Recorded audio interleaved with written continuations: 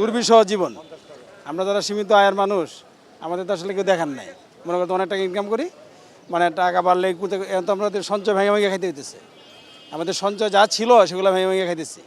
গত 1.5 বছর যাবত এরকম হইতেছে। এখন তো একটা সিভিয়ার পর্যায়ে গেছে, দেখার কেউ নাই।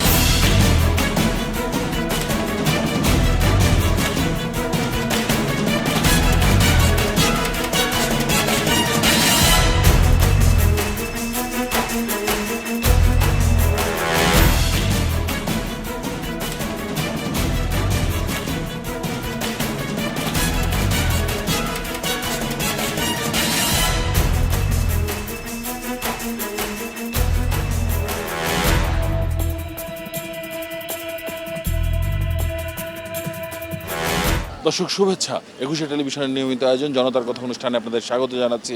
আমি আসিফ সুমিত। আপনারা জানেন সমসাময়িক ইস্যুতে সাধারণ মানুষের মতামত তুলে ধরতে 21শে টেলিভিশনের এই আয়োজন। আমাদের প্রত্যাশা দেশের শক্তিশালী গণতন্ত্র, আমরা চাই সরকারকে সহায়তা করতে। দর্শক, কিছুদিন আগেই জ্বালানি তেল এবং গ্যাসের দাম বেড়েছে। মূলত এই তেল গ্যাসের দাম বাড়ানোর পরে সাধারণ মানুষের উপর এর কেমন প্রভাব পড়বে তা নিয়ে আলোচনা চলছিল বিভিন্ন অঙ্গনে।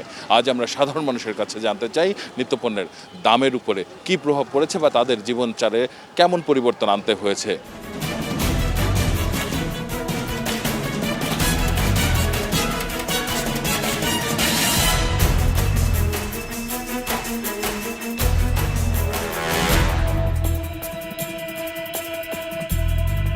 তেলের দাম বাড়ানোর পরে জ্বালানি কষ্টটা বেড়ে গেছে। এই জন্য আপনার অবশ্যই এটা ইম্প্যাক্ট পড়বে। আপনার সবজি, নিত্য প্রয়োজনীয় জিনিসের উপর অবশ্যই ইম্প্যাক্ট পড়বে। এটা অলরেডি ইম্প্যাক্ট পড়ে গেছে। আমরা আগের যে বাজার 200 টাকা, সেই বাজার এখন 400 টাকা দিয়ে করা লাগে আর কি। সব কিছু 10 টাকা 20 টাকা বেশি, সব কিছু দাম বেশি। তেলের দাম বাড়ার পর থেকে বাজারে মালের দাম বাড়তি, যে গাড়ি ভাড়া বেশি লাগে এই জন্য আপনার বাড়তি দাম। দাম তো সব কিছুর বাড়ছে না, কিছু তো দাম তো বাড়ছে, সবজির দাম বাড়ছে অনেকটা আগের থেকে, আগের তুলনায়। সব কিছুর দাম বাড়তি, আমগো তো বেতন বাড়তি না, ঠিক আছে। প্রতি কেজিতে প্রায় 10 টাকা 15 টাকা করে বেশি। আগে যে ভেন্ডি বিক্রি হইতো 30 টাকা, এখন এটা বিক্রি হয় 40 টাকা। দুর্বিষহ জীবন। আমরা যারা সীমিত আয়ের মানুষ, আমাদের তো আসলে কেউ দেখার নাই। মনে করতে অনেক টাকা ইনকাম করি, মানে টাকা বাড়লে এখন তো আমাদের সঞ্চয় ভেঙে ভেঙে খাইতে হইতেছে। আমাদের সঞ্চয় যা ছিল সেগুলো ভেঙে ভেঙে খাইতেছি। গত 1.5 বছর যাবত এরকম হইতেছে। এখন তো একটা সিভিয়ার পর্যায়ে গেছে, দেখার কেউ নাই। নিয়ত করে আসি একটা, আস্তে আস্তে বাজারের কমে যায়, পরিমাণ কমে যায়। সামনে আরও কী হবে আল্লাহ জানে। আমার কাছে মনে হচ্ছে কিছুটা স্থিরতা আছে, সবজির বাজারও নিয়ন্ত্রণে আছে, সহনশীল অবস্থায় আছে এই দিক থেকে।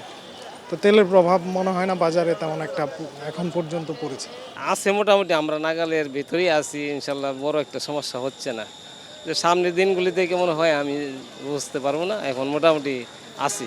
তেল গ্যাসের কোনো প্রভাব পড়ে না, এখন বাড়ানোর আগে যা ছিল তাই আছে। মোটামুটি আটটু কম হলে আর ভালো হতে পারি, বাট তেল গ্যাসের দাম যদি আটটু যেতে থাকতো তাহলে সব কিছু দাম কম থাকতো আর কি।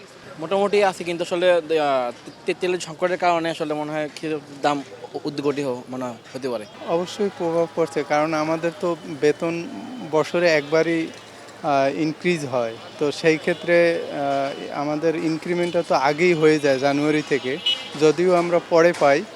তো এইটাই বড় প্রভাব পড়ে আর কি। আমরা যারা মধ্যবিত্ত আছি, গরিব আছি, তাদের জন্য তো কিনাটা যে টাকা নিয়ে বাজারে আসি এই টাকায় কিছুই হয় না।